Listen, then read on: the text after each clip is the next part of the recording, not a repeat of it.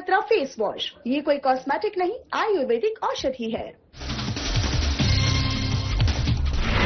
JP Nadda ने BJP कार्यालय का किया उद्घाटन। देवघर में बीजेपी कार्यकर्ताओं को मिला नया कार्यालय। सांसद निशिकांत दुबे, पूर्व सीएम चंपई सोरेन भी हुए शामिल।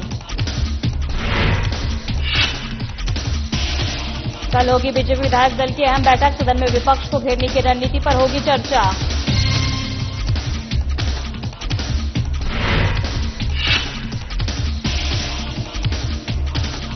मेडिकल स्टोर्स में छापेमारी की कार्रवाई। कफ सिरप की बिक्री की जांच तेज। दवाओं की खरीद बिक्री की सत्यापन प्रक्रिया शुरू।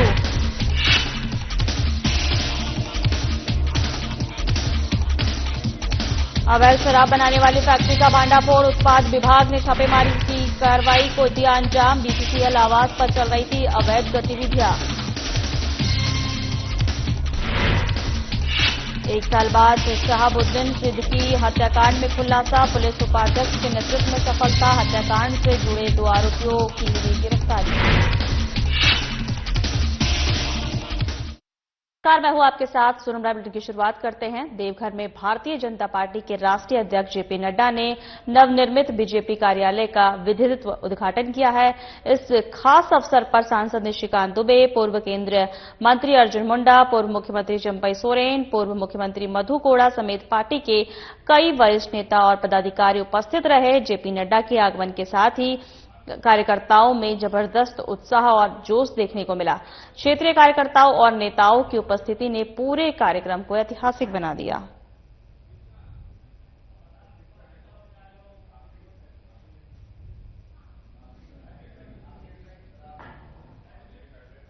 आपको बता दें कि देवघर में भारतीय जनता पार्टी के राष्ट्रीय अध्यक्ष जेपी नड्डा के नवनिर्मित बीजेपी कार्यालय का उद्घाटन किया गया। इस खास अवसर पर सांसद निशिकांत दुबे, पूर्व केंद्रीय मंत्री अर्जुन मुंडा, पूर्व मुख्यमंत्री चंपई सोरेन, पूर्व मुख्यमंत्री मधु कोड़ा समेत पार्टी के कई वरिष्ठ नेता और पदाधिकारी मौजूद रहे। जेपी नड्डा के आगमन के साथ ही कार्यकर्ताओं में जबरदस्त उत्साह और जोश देखने को मिला। क्षेत्रीय कार्यकर्ताओं और नेताओं की उपस्थिति ने पूरे कार्यक्रम को ऐतिहासिक बना दिया।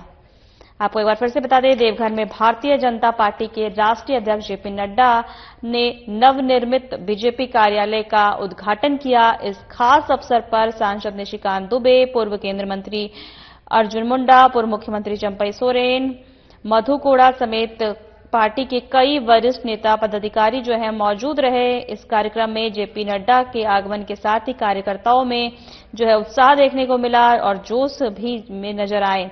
वहीं क्षेत्रीय कार्यकर्ताओं और नेताओं की उपस्थिति ने पूरे कार्यक्रम को ऐतिहासिक बना दिया।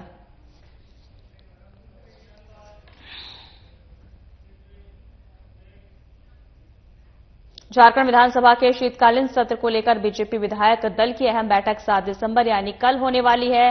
सिमरिया के बीजेपी विधायक उज्जवल दास ने साधना न्यूज से बातचीत की और राज्य की जेएमएम सरकार पर कई आरोप लगाए। उन्होंने कहा कि बीजेपी का मुख्य मुद्दा विकास है और विकास से जुड़े मुद्दे ही विधानसभा में उठाए जाएंगे। सुनिए।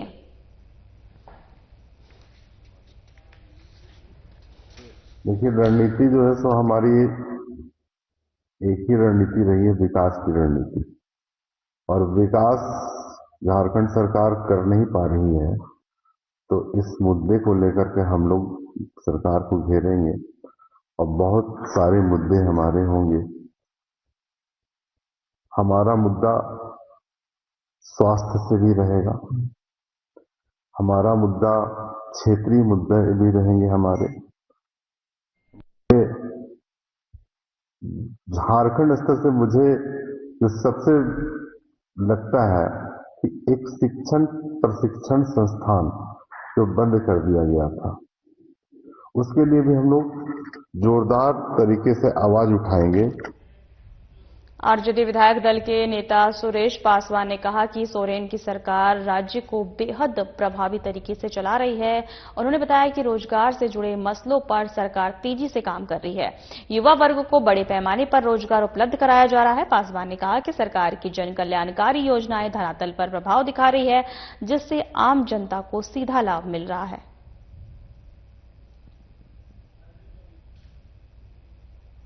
आपको बता दें कि आरजेडी विधायक दल के नेता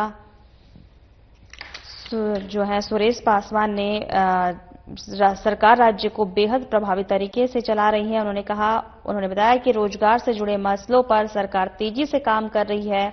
युवा वर्ग को जो है बड़े पैमाने पर रोजगार उपलब्ध कराया जा रहा है। पासवान ने कहा कि सरकार की जन कल्याणकारी योजनाएं धरातल पर प्रभाव दिखा रही है, जिससे आम जनता को सीधा लाभ मिल रहा है। आरजेडी नेता सुरेश पासवान का बयान सामने आया है, जहां उन्होंने सरकार राज्य को बेहद प्रभावी तरीके से चला रही है। वो कह रहे हैं, उन्होंने बताया कि रोजगार से जुड़े मसलों पर सरकार जो है तेजी से काम कर रही है। युवा वर्ग को बड़े पैमाने पर रोजगार जो है उपलब्ध कराया जा रहा है। पासवान ने कहा कि सरकार की जन कल्याणकारी योजनाएं धरातल पर जो है प्रभाव दिखा रही है, जिससे आम जनता को सीधा सीधा जो है लाभ मिल रहा है।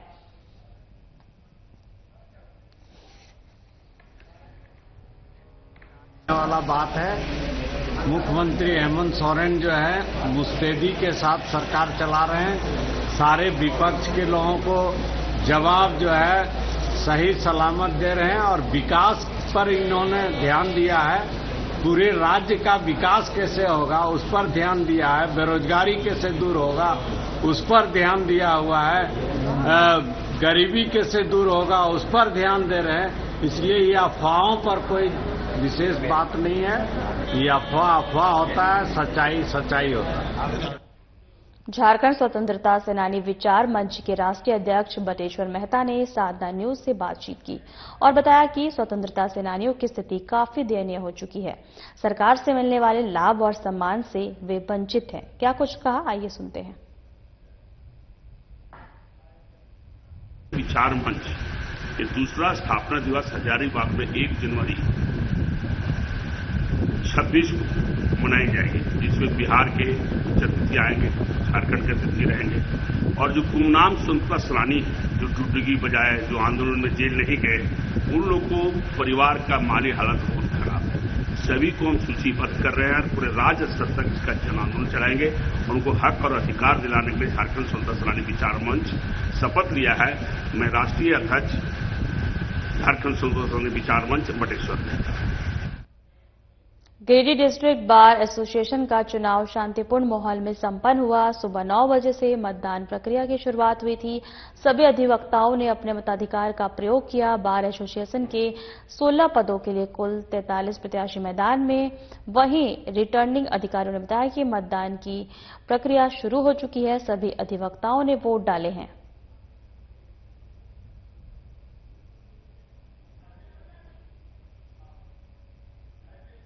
आपको बता दें कि गिरिडीह के डिस्ट्रिक्ट बार एसोसिएशन का चुनाव शांतिपूर्ण माहौल में संपन्न हो गया है। सुबह 9 बजे से मतदान प्रक्रिया की शुरुआत हुई थी। सभी अधिवक्ताओं ने अपने मतदान का प्रयोग किया। बार एसोसिएशन के 16 पदों के लिए कुल 43 जो है प्रत्याशी मैदान में थे। वहीं रिटर्निंग अधिकारी ने बताया कि मतदान की प्रक्रिया शुरू हो चुकी है। सभी अधिवक्ताओं ने वोट डाल दिए हैं। आपको एक बार फिर से बता दें, गिरिडीह डिस्ट्रिक्ट बार एसोसिएशन का चुनाव शांति माहौल में संपन्न हुआ है। सुबह 9 बजे से मतदान की प्रक्रिया शुरू हुई थी। सभी अभिवक्ताओं ने मताधिकार का प्रयोग किया। बार एसोसिएशन के 16 पदों के लिए कुल 43 प्रत्याशी जो है मैदान में थे। वहीं रिटर्निंग अधिकारी ने बताया कि मतदान की प्रक्रिया जो है शुरू हो चुकी है और सभी अधिवक्ताओं ने वोट डाले हैं।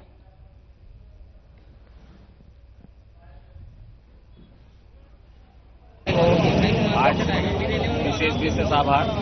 आज अधिवक्ता संघ गिरिडीह में लोकतंत्र का महापर्व है, चुनाव हो रहा है। ये ऐसा चुनाव है जिसमें सभी मतदाता डबल ग्रेजुएट हैं और इस बार लोग जाति धर्म जात पात से ऊपर उठकर एक सशक्त कमेटी चुनने के लिए अपना मतदान का प्रयोग कर रहे हैं। मतदान सुबह 9 बजे से जारी है, आप भीड़ देख सकते हैं। सभी मतदाता एक एक घर से आ रहे हैं, अपना मतदान का प्रयोग कर रहे हैं। ये 3 बजे तक मतदान होना है और 4 बजे से काउंटिंग की प्रक्रिया शुरू की जाएगी और उम्मीद है कि अच्छे लोग, सच्चे लोग, निस्वार्थ लोग चुन करके ये अधिवक्ता कमेटी में आएंगे। धन्यवाद। जामताड़ा के नाला प्रखंड के अंतर्गत बामन दीवा गांव में 3 दिवसीय स्वर्गीय देशोम गुरु शिबू सोरेन स्मृति क्रिकेट टूर्नामेंट का भव्य शुभारंभ हुआ। कार्यक्रम के मुख्य अतिथि के रूप में झारखंड विधानसभा अध्यक्ष रविंद्रनाथ महतो उपस्थित रहे। खेल रोमांच से साथ जो है कार्यक्रम की शुरुआत हुई, जहां विधानसभा अध्यक्ष ने स्वयं बैटिंग कर टूर्नामेंट का उद्घाटन किया। आपको एक बार फिर से बता दें, जामताड़ा के नाला प्रखंड के अंतर्गत बामन डीहा गांव में 3 दिवसीय स्वर्गीय दिशोम गुरु शिबू सोरेन स्मृति क्रिकेट टूर्नामेंट का भव्य शुभारंभ किया गया। वहीं कार्यक्रम के मुख्य अतिथि के रूप में झारखंड विधानसभा अध्यक्ष रविंद्रनाथ महतो उपस्थित रहे।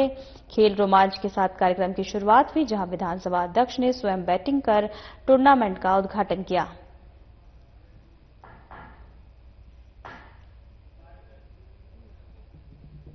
मुख्यमंत्री हेमंत सोरेन जी का दिली इच्छा है कि झारखंड के हर मायने में आगे बढ़े, ग्रामीण के मेधावी खिलाड़ी अपना प्रतिभा को निखारने का अवसर देने के लिए उन्होंने विभिन्न तरह का योजना बनाए हुए हैं। मैं समझता हूं कि हमारे सारे नवयुवक खिलाड़ियों को इसका फायदा लेना चाहिए। धन्यवाद। किया गया है। मैं इस टूर्नामेंट के आयोजक मंडली को तहे दिल धन्यवाद देता हूं और साथ साथ जिन ग्रामीणों ने इतना बड़ा आयोजन करने के क्रम में अपना योगदान दिए हैं उन्हें भी मैं धन्यवाद देता हूं। साथ ही एक बात तो स्पष्ट है कि झारखंड राज्य जिस तरह से खान खनिज का प्रदेश है, उसी तरह का खेल प्रतिस्पर्धा में भी झारखंड राज्य देश में अव्वल राज्य के रूप में जाने जाते हैं। और ये खेल सिर्फ यहाँ नहीं बल्कि शहरांचल से लेकर के गांव तक होते रहता है। और हमारे जितना युवा साथी लोग हैं इस खेल को खेलते हैं, मैं उन लोगों को धन्यवाद देता हूँ। बेरमो पूर्वी के संडे बाजार में एसडीओ ने डॉक्टर भीमराव अंबेडकर की प्रतिमा का अनावरण कर बाबा साहेब की पुण्यतिथि मनाई। इस मौके पर उन्होंने कहा कि भारत के संविधान निर्माता, सामाजिक न्याय के प्रबल योद्धा डॉक्टर भीमराव अंबेडकर केवल एक व्यक्तित्व नहीं बल्कि उस क्रांति का नाम है जिसने भारत की सामाजिक संरचना को बेहद करीबी से समझा। आपको एक बार फिर से बता दें, बेरमो पूर्वी के संडे बाजार में एसडीओ ने डॉक्टर भीमराव अंबेडकर की प्रतिमा का अनावरण कर बाबा साहेब की पुण्यतिथि मनाई। इस मौके पर कहा कि भारत के संविधान निर्माता, सामाजिक न्याय के प्रबल योद्धा डॉक्टर भीमराव अंबेडकर केवल एक व्यक्तित्व नहीं बल्कि उस क्रांति का नाम है जिसने भारत की सामाजिक संरचना को बेहद करीब से समझा।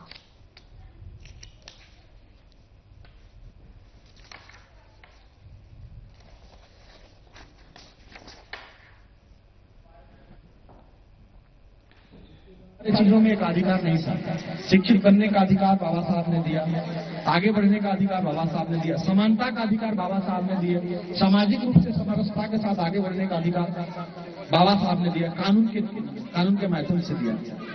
और सबसे इम्पोर्टेंट बात यह है कि जहां हम बाबा साहब को केवल अगर सोचेंगे कि बाबा साहब केवल एक कुछ जातियों को लेकर के आगे बढ़ने का कुछ जातियों को आगे बढ़ाने का काम किए हैं, तो ऐसा नहीं है। पाकुड़ के तोड़ाई मिशन परिसर में यूनाइटेड क्रिश्चियन फोरम की ओर से भव्य क्रिसमस महोत्सव का आयोजन किया गया। कार्यक्रम में लिट्टीपाड़ा विधायक हेमीलाल मुर्मू मुख्य अतिथि के रूप में शामिल हुए। उनके आगमन पर ग्रामीणों को छात्र छात्राओं ने सांस्कृतिक गीत के साथ उनकी गर्मजोशी से स्वागत किया। मिशन के बच्चों ने सांस्कृतिक नृत्य की प्रस्तुति देकर समारोह में 4 चांद लगा दिए।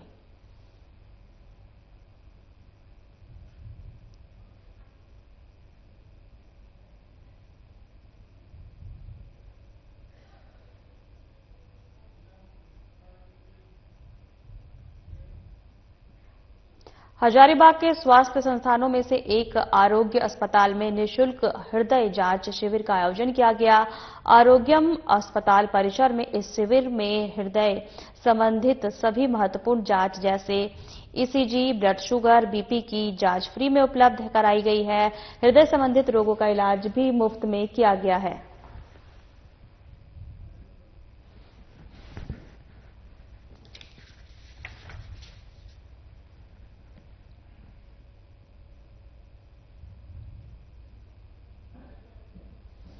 आपको एक बार फिर से बता दें कि हजारीबाग के स्वास्थ्य संस्थानों में से एक आरोग्यम अस्पताल ने निःशुल्क हृदय जांच शिविर का आयोजन किया है।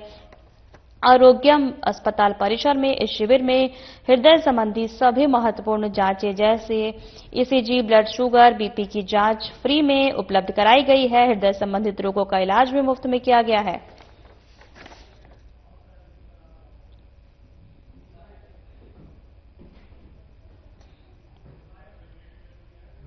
दिल तो हम लोग के दिलों में जो है, हम लोगों के शरीर में दिल जो है एक दिन में लाख बार धड़कता है ऑलमोस्ट। तो दिल का इलाज और दिल का ख्याल तो बहुत ज़रूरी है।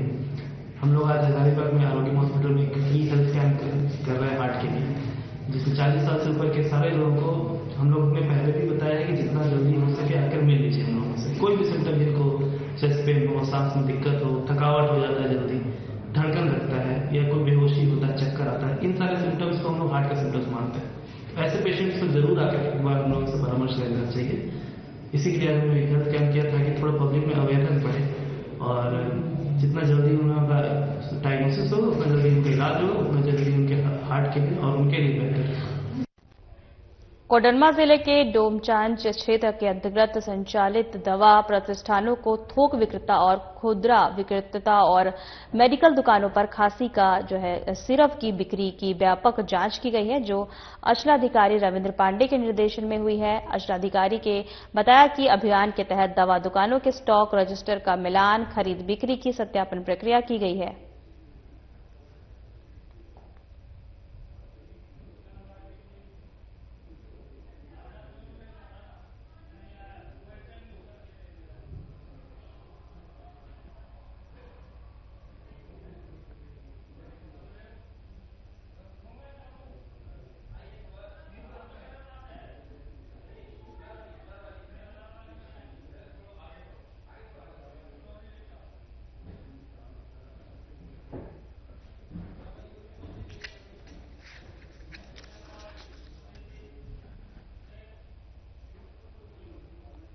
आपको बता दें कि पुलिस अधीक्षक, एसडीपीओ और थाना प्रभारी ने अचौक निरीक्षण किया, जहां उन्होंने बढ़ते चोरी के मामले को देखते हुए इलाकों में बाइक की दस्ता को दिशा निर्देश देकर उसे रवाना किया। वहीं एसपी ने बताया कि चोरी की घटना को देखते हुए बाइक दस्त को निकाला गया है। मोहल्ले में पेट्रोलिंग शुरू की जाएगी। इलाकों में जगह जगह सीसीटीवी जो है कैमरे लगाए जाएंगे।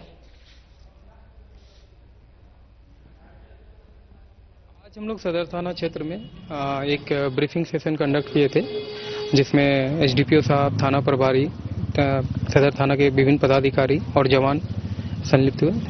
इसके साथ ही साथ हम लोगों ने पुलिस लाइन से भी ज़्यादा फोर्स को यहाँ इंडक्ट किया है आज, और एक बाइक दस्ता का निर्माण किया है। जैसे कि आप जानते हैं कि ऑलरेडी सदर थाना क्षेत्र में बीट पुलिसिंग होती है, लेकिन इसको और इफेक्टिव बनाया जा रहा है नंबर ऑफ पुलिस पर्सनल को बढ़ाते हुए। आए दिन सदर थाना क्षेत्र में चोरी की घटना थोड़ी सी बढ़ी है।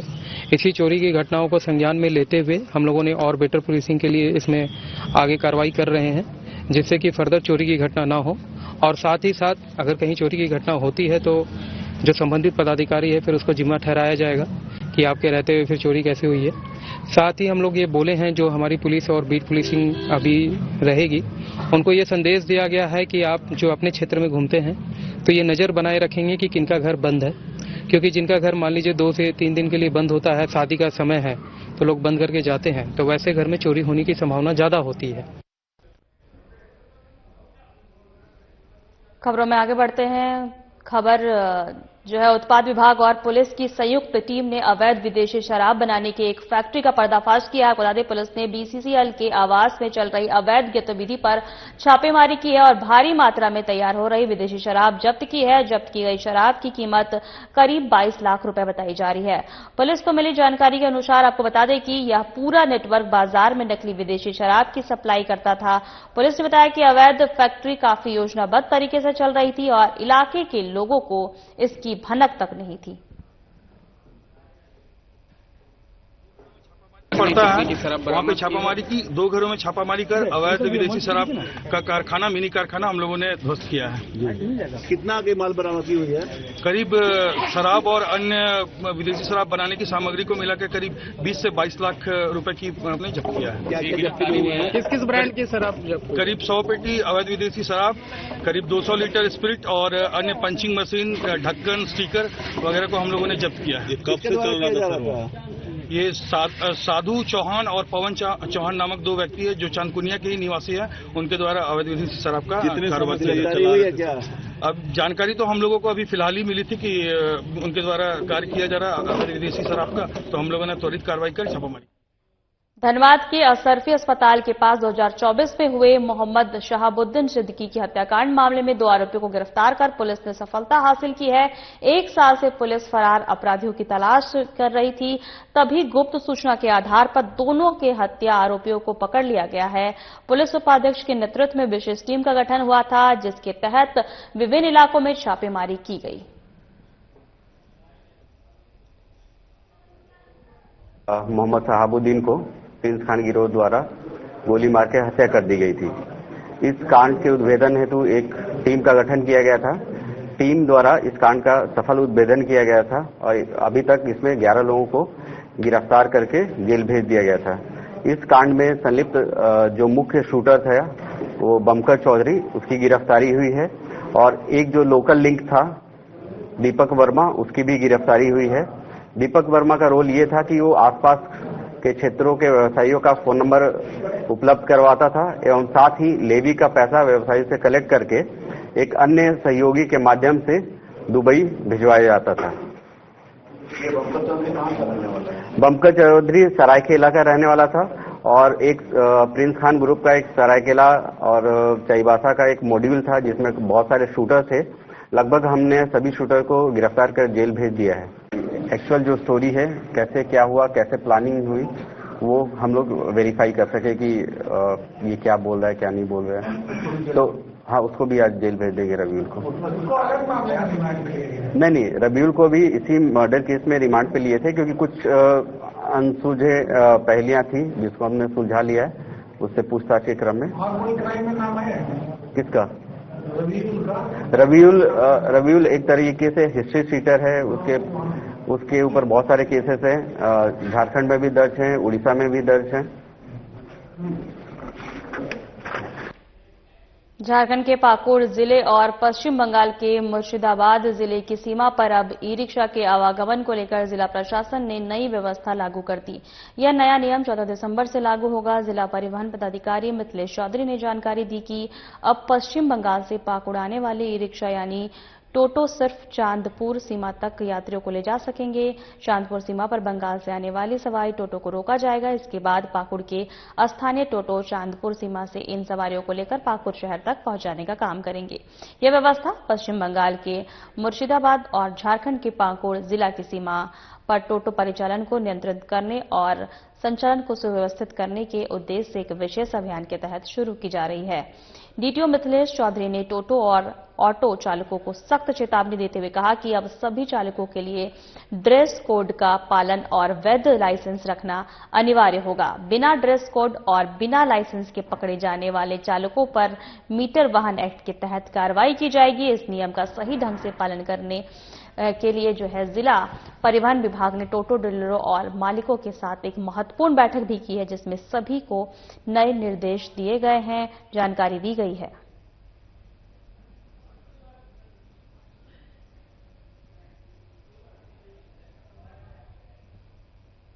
नियम है कि जितना भी टोटो ऑटो चल रहे हैं उनको सही तरीके से चलाना, उनको नियंत्रित तरीके से चलाना ताकि लोगों को परेशानी नहीं हो। जैसा कि पाकुड़ जिला का ये जो क्षेत्र है आपको वेस्ट बंगाल से जुड़ा हुआ है और बहुत सारे टोटो वेस्ट बंगाल चांदपुर बॉर्डर के होते हुए आते हैं यहाँ पे और शहर में जाम की समस्या और अनेक प्रकार की समस्याएं होती हैं। इसके समाधान के लिए जो चांदपुर में जो कंपोजिट चेक पोस्ट था पहले, वहां पर हम लोग सारे टोटो को, जैसे बंगाल से आने वाले टोटो है वहां रुकेगी और इधर के जो टोटो है वहां से सवारी लेकर के आएगी। इस नियम को और इस काम को करने के लिए 14 तारीख निर्धारित किया गया है। 14 तारीख से हम लोग वहाँ चेक पोस्ट पे उधर से आने वाले टोटो और ऑटो उनको रोकेंगे और वहाँ जितनी सवारी उतारेंगे और इधर वाली जो टोटो है वो उन सारी सवारियों को यहाँ लाएंगे। देवघर के आरएल सरफा स्कूल प्रांगण में आयोजित 9 दिवसीय अतिरुद्र महायज्ञ सहस्री भगवत कथा ज्ञान यज्ञ का समापन गुरुवार को अत्यंत दिव्यता और गरिमा के साथ हुआ।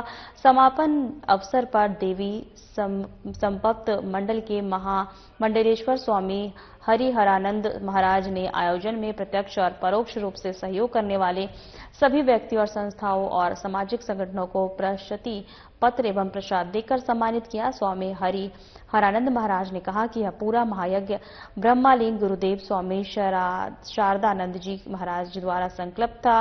उनके दिव्य मार्गदर्शन और गुरु भाइयों के सहयोग से यह विराट अनुष्ठान सफलतापूर्वक संपन्न हुआ।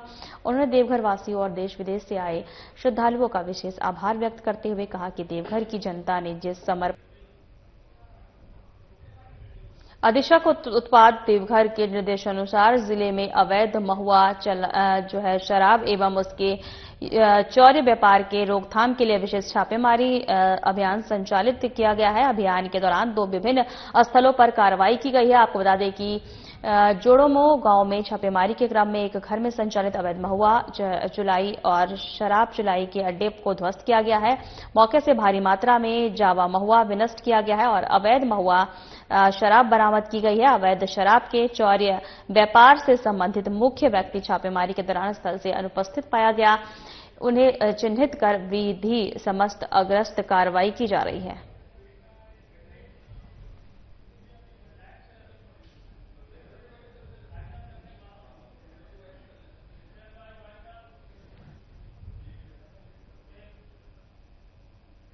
फिलहाल हमारे खास बुलेटिन में इतना ही। नमस्कार।